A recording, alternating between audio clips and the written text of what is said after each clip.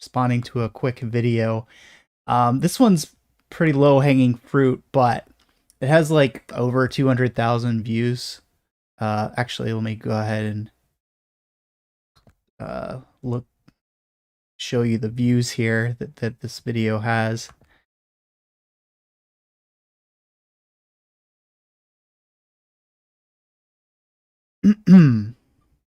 Yeah, so it has 283,000 views.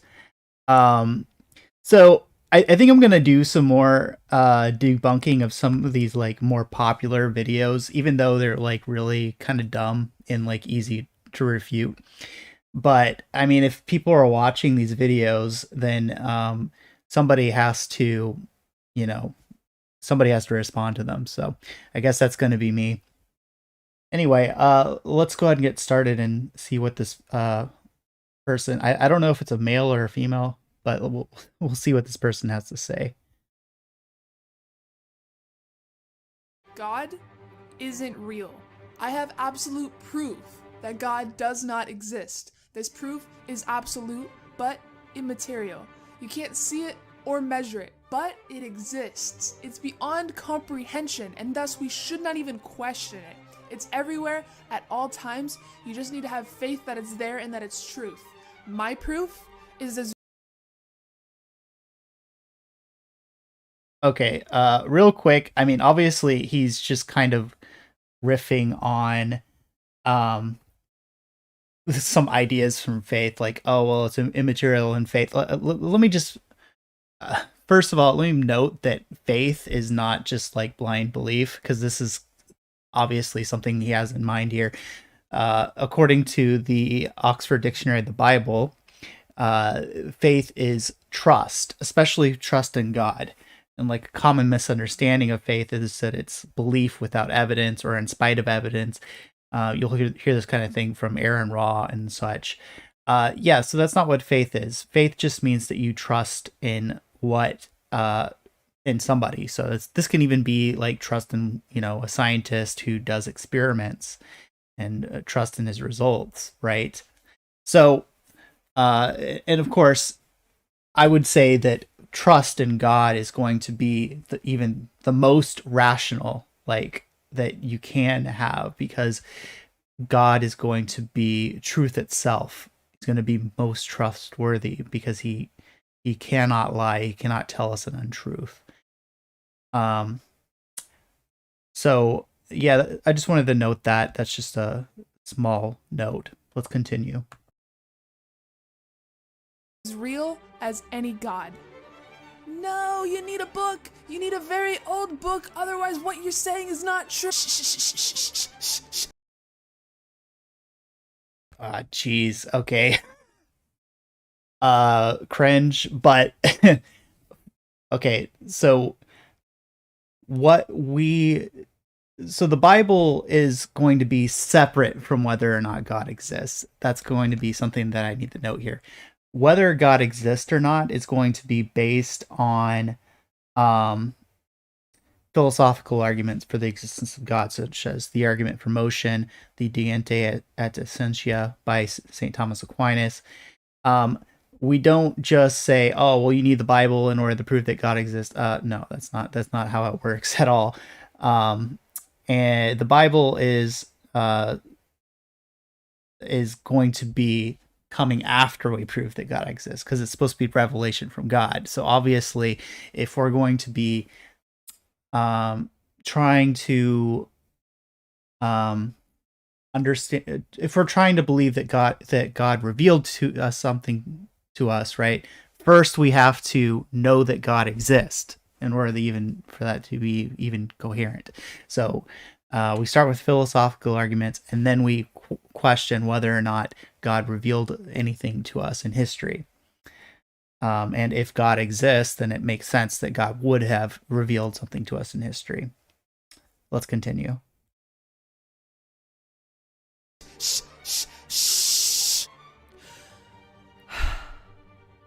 Why did humans start believing in God in the first place? You don't see platypuses putting on their best dress once a week just to go listen to another platypus talk about why everything they do and want to do is a sin. That's Yeah, because I mean, platypuses are like non-intellectual. They don't have the ability to really know things. I mean, you might as well ask like, oh well, why don't platypuses believe in evolution? It's like, well, I mean, uh, evolution. You need to be able to like, do science and stuff, right? To like, this is so. I'm sorry, this is so dumb. Um, yes, platypuses don't learn things. They don't know things. Humans do. There we go.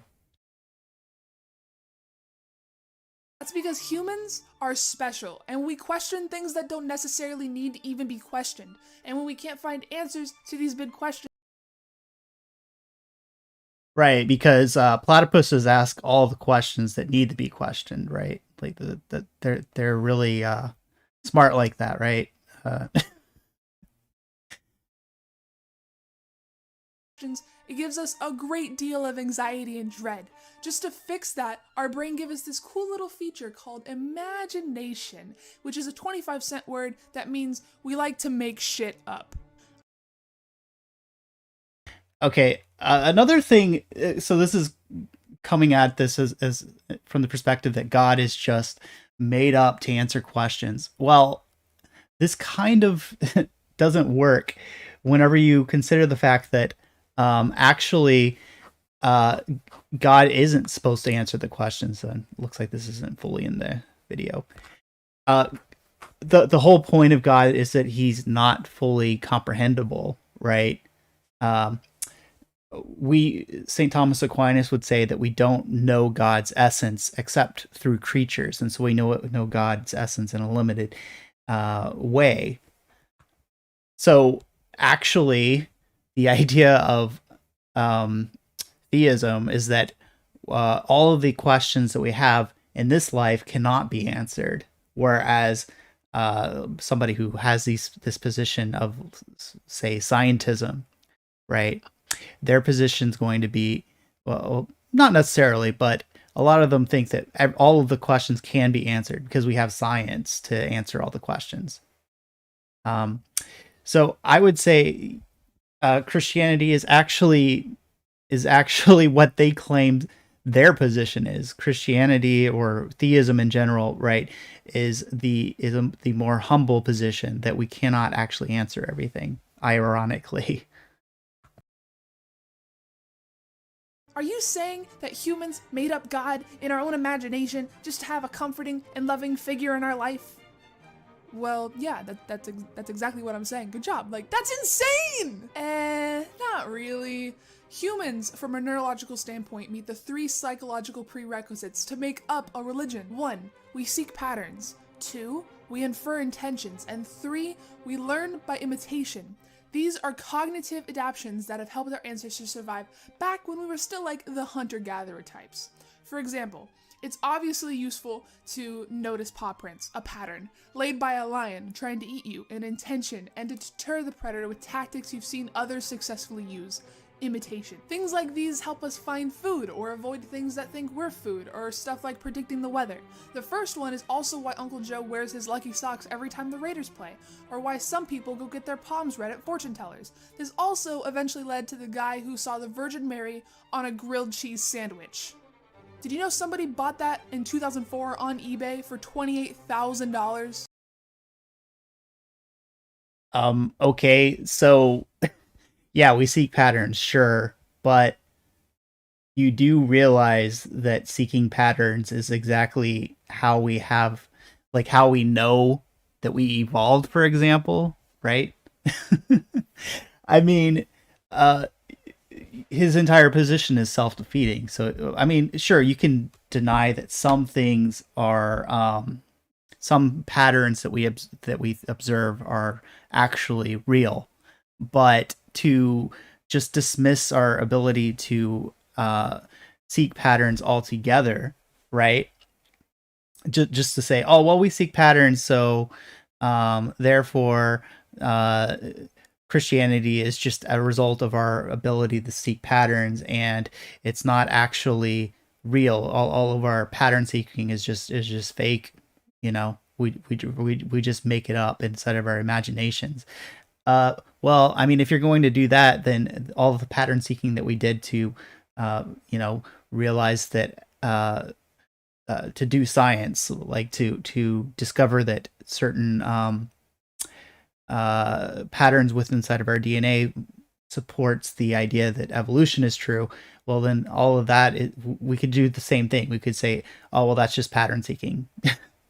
um, or even the idea that we do pattern seeking. What he does is he takes all of these different examples of us seeking patterns, and he's like, oh, look, there's a pattern that we're seeking patterns. Well, obviously, we just made that up inside of our imaginations, right? So therefore, we don't actually seek patterns. You can see how his logic can be used to like defeat his entire position in the first place. So, yeah, I mean, just the fact that we seek patterns or that we fail sometimes to properly uh, discover real patterns doesn't mean that our ability to discover God's existence through philosophical arguments is all fake. And so, yeah. Also, I mean, I think his assumption is that, oh, well, all of the proofs for God's existence is just the watchmaker argument, right? Uh, it seems designed, therefore it's designed.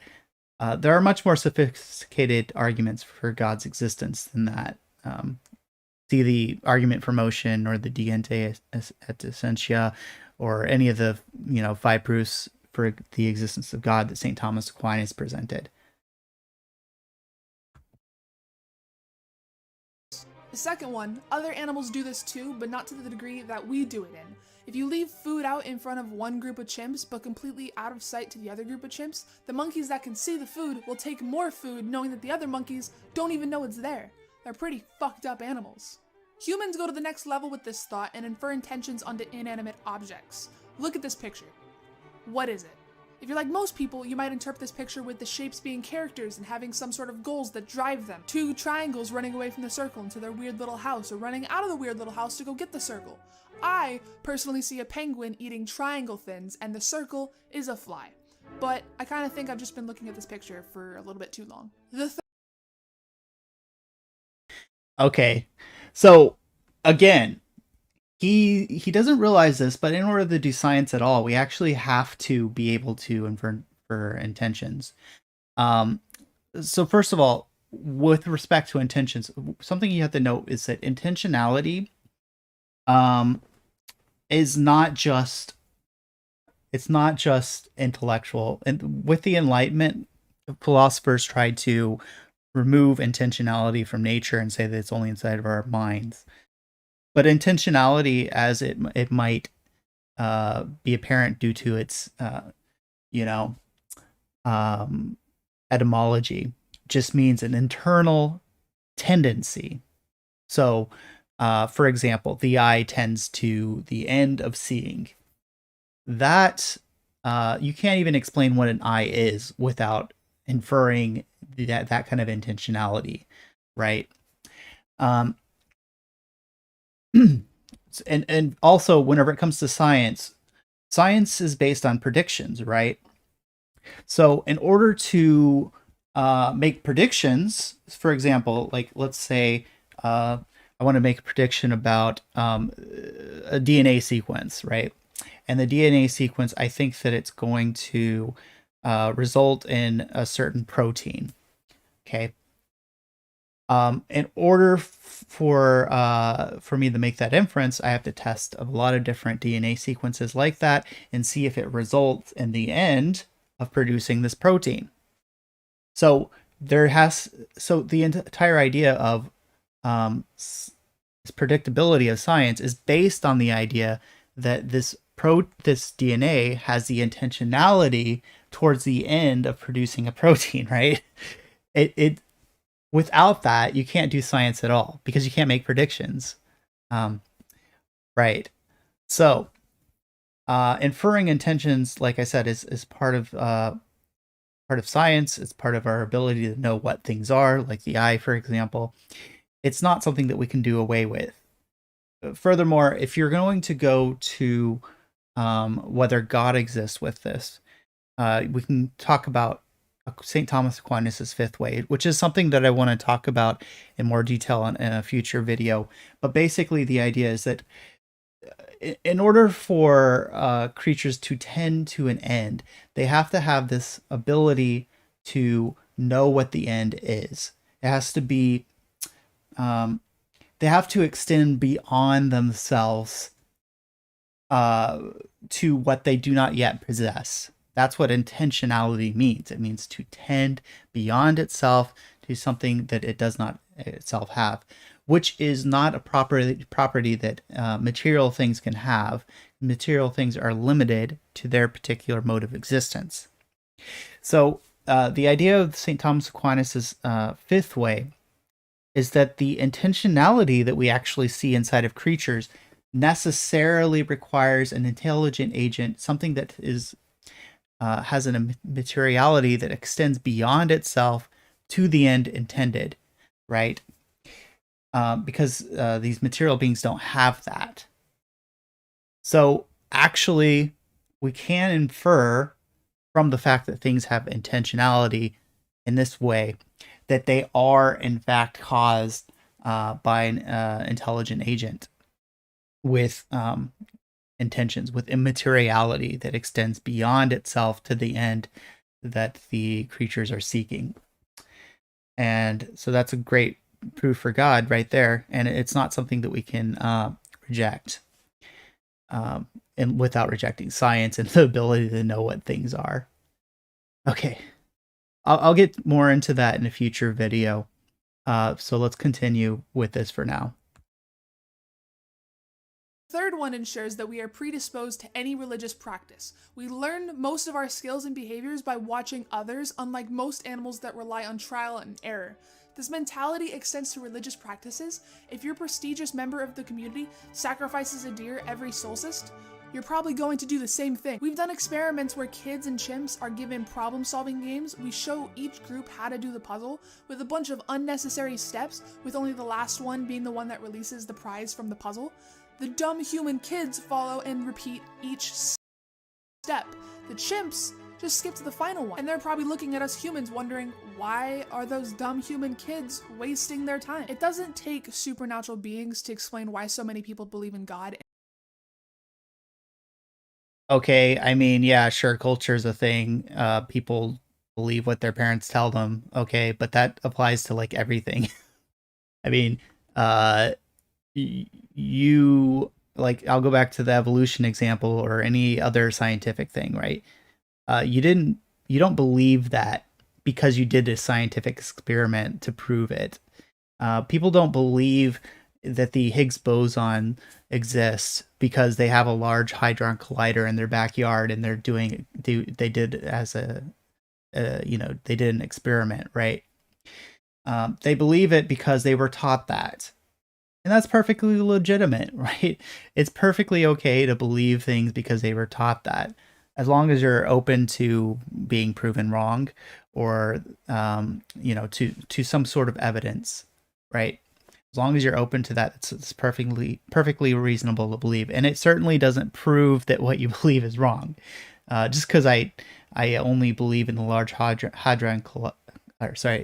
just because I only believe in the Higgs boson because other scientists did this at the Large Hadron Collider, and I don't have the access to that.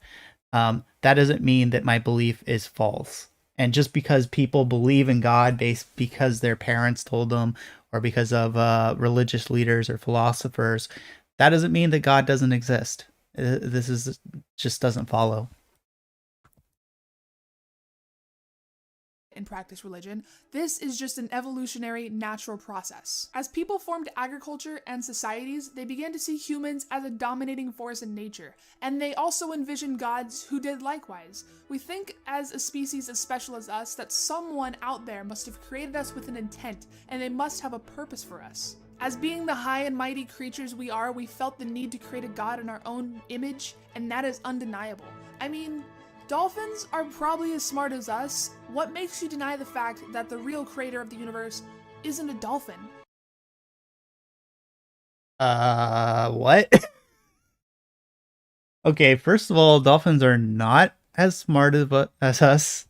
Um, they don't actually have like language for one, and they don't create art. They don't do, they don't have abstract reasoning. So this is really weird. Secondly, we don't. When it comes to God, like it's not like we think he seems to think that we think that God is a human. I mean, yeah, we believe that God Christians believe that God became incarnate, right? But that's not even necessary to believe in God, right? Um and the divine essence is distinct from the human nature of Christ. Uh so yeah, just to make it clear, God is as with respect to the divine essence is not human, okay? God is a material being, which is just his essence is just existence itself, necessarily exists, and all things derive existence from him. Okay, he's not a human being. And if dolphins believed in God, they would come to the same conclusion. They would come to the conclusion that God is an immaterial being. It wouldn't be a dolphin. Okay. Oh boy. All right. You speciesist. The thing is, we don't live forever. We all die. Everything will die one day. And that just makes us question even more what the point to everything is and why we're here. It's way more comforting to think that there's going to be an afterlife after our one and only life, because the thought of nothing is pretty fucking unsettling. You don't remember what it's like before you were born because you just didn't exist yet. There was no way for you to be aware. After we die, there's a very high chance that it's going to be the same exact way. How do you know that? I mean, you're providing like literally zero evidence for that. And okay, if God exists and he created us for the end of uh you know, he created us with the capacity to desire union with him forever, or eternal life, possessing happiness, then it makes sense that God would fulfill that, because otherwise he's making us for that end without in vain, which doesn't really make sense. And secondly, we have Revelation, which supports the idea that that we already would have come to in the first place, which is that God has a plan for us in the future life. Okay, maybe that's not like 100%, solid proof, but it's a lot more than what you're presenting. You're just saying, oh well, it just feels kind of like it would be the same as before we, were born. That's not proof. That's not evidence. That's nothing. Secondly, okay, so he talks about, oh well, people just like make this up because nothingness is like unsettling. Okay, what about hell? I mean, hell is pretty unsettling, right? So maybe you are making up this idea that there's nothingness after we die because you're afraid of hell, and you just like, you know, want to do your sexually deviant stuff or whatever, immoral things you want to do, and you don't want to worry about hell. That's just as plausible as claiming that we're just afraid of nothingness. So let's not be disingenuous here and actually look at the arguments and look at the proofs, look at the evidence, and see what it actually says. We just won't exist anymore, and for the same reason we'll have no ties to this world to even be aware. And that is a scary thought. And the idea of there being some bigger being out there looking out for us and watching us is a way more comforting answer that most people are just okay with. Yeah, unless you think about hell, like I said. I mean, actually, in my opinion, the and Father Gary Coolidge would back me up on this, by the way, that most theologians believe this. Um, in my opinion, most people are probably um, not going to heaven. Unfortunately, most Catholics will be most likely going to heaven. Most people who are Christians probably will be, but most people probably aren't. So that's not very comforting. I'm sorry. Yeah, unfortunately. And so I suppose you're just making up this belief in annihilationism just to comfort yourself. Makes a lot of sense, right? No one is born religious and no one discovers faith. It's taught to you by people, it was taught to you by people, it was taught to. And we just keep teaching it and repeating behaviors because it's tied to our moral values and how our entire society functions. If there is a God, the idea that of the hundreds, thousands of different religions that have ever existed, that the one that you were more than likely just born into is the right one is absolutely insane. Okay. First of all, I'm a convert to Catholicism, so yeah, this doesn't really apply to me. I converted to Catholicism because of the proofs for God's existence, namely from St. Thomas Aquinas. Okay, so this doesn't apply to me. Secondly, you could make the same argument about most people who believe that the Earth is round, right? Oh well, I mean, the idea that you just happen to have the right belief that the Earth is round, right? When there's all these other different shapes that the Earth could be. The Earth could be flat. The Earth could be a triangle. Oh, I guess that's obviously insane. That you just happen to be born in the right belief system where the Earth is round. No, most people believe that the Earth is round because there's evidence for the Earth being round, and so that's why it was taught to people, right? And the same thing goes for God. I mean, people act like, oh, well, there's all these different gods out there, Zeus and Thor. Okay, nobody believes in those gods, and most people on Earth believe in some kind of form of Abrahamic God.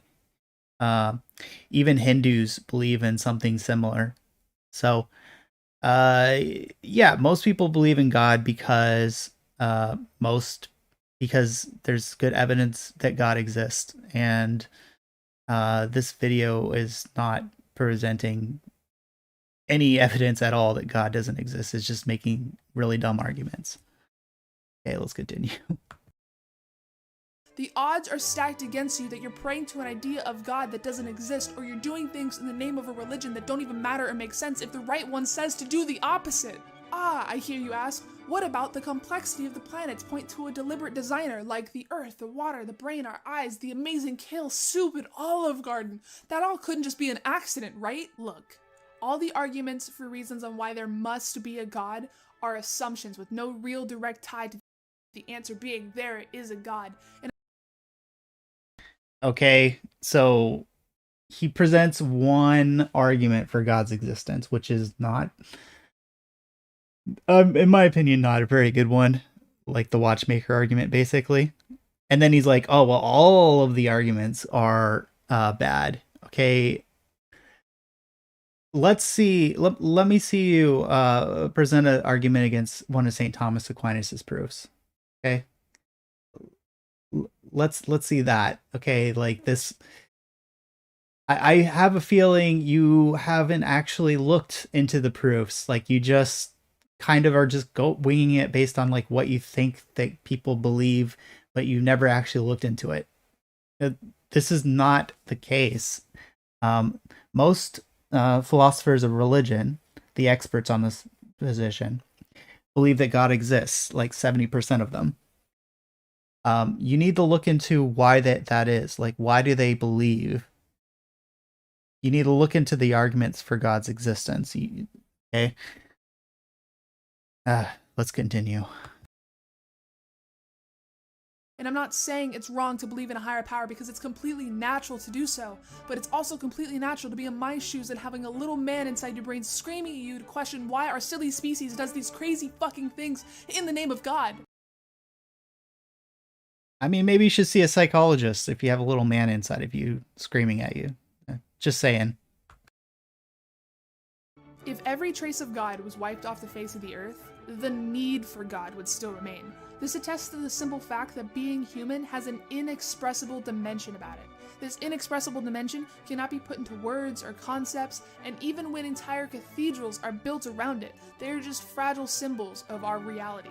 And I think this is forever going to be an insolvable issue. God isn't real, but his existence is hard to deny. Hey, first video. All right, well that's it. All of that. I mean, he didn't present a single proof that God doesn't exist. Um, and he presented like some things that he thinks are explanations for why God exists. And I guess he's implying that we don't actually have the ability uh or I guess he's implying that these explanations are not good enough, uh, or the reasons why we believe are not good enough. Um, but first of all, these are not the reasons that we believe in God, and secondly, um, you could use the same argument against like evolution or the Earth being round. So it's not a good argument.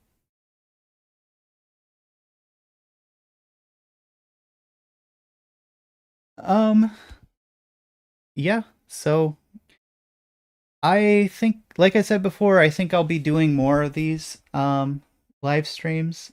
Um, Let me look at the comments and see.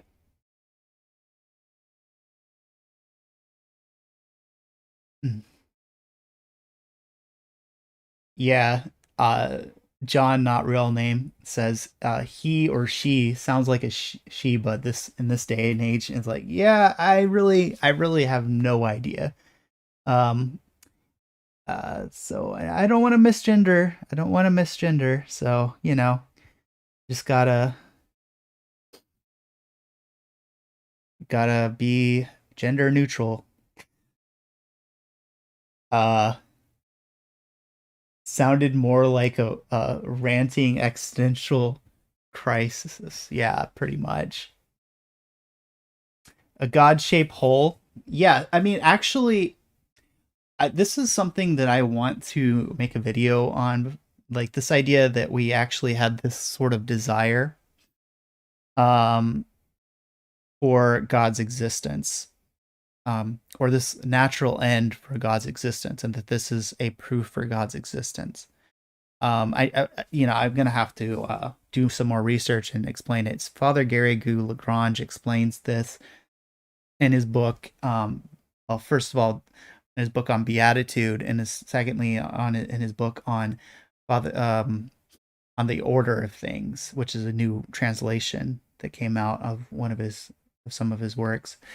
Um, but basically, the idea is that we have this sort of natural tendency to an end of God, and or a natural desire for God, and also that the human actions or human desires, if this natural end didn't exist for these natural dispositions, then in a way nature would be irrational.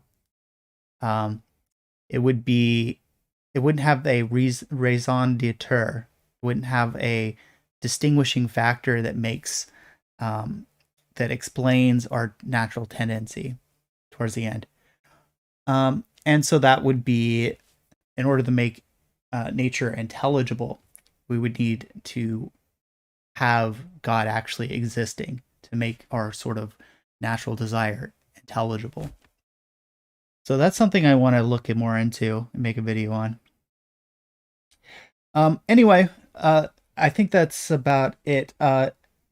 Thank you all for tuning in, and I'll see you next time.